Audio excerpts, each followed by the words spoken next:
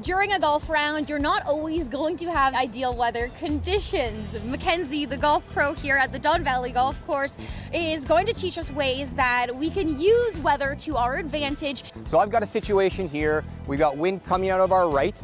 Really, as opposed to trying to change a swing and shape the ball like how you see the players do it on TV, I'd rather us actually just account for it, allow the wind to do its job, and bring it back in towards the center of the fairway or wherever our target is. Aim my club face down that right side.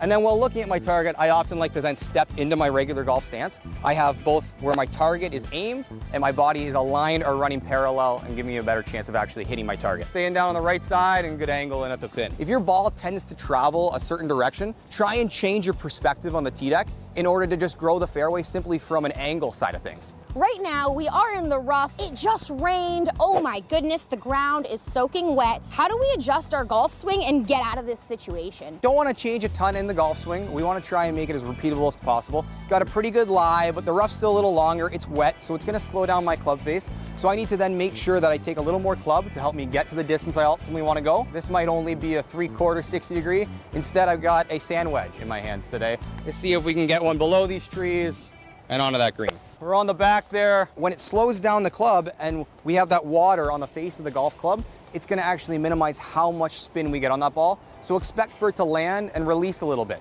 The warmer it gets, the further the ball often will travel. One, the air gets a little bit thinner. It allows the ball to actually travel further in the air. The other big thing is the equipment. So when the equipment's really cold, the golf ball is not going to compress as much and it's not going to travel as much. Would you adjust your ball? They have softer balls, harder balls. Try and stick with one ball as often as you can so that way you know how it's going to perform. I like to try and get a little bit lower down, try and get a better feel for where the actual slope of the green is going to try and take my ball. So more often than not, when the ball rolls slower, then it's going to actually break a little bit more and gravity is going to take a bigger effect. Get a feel for how hard we do have to hit it. I like aiming at my target, looking at my target, and then we'll see if we can get a half decent stroke on it.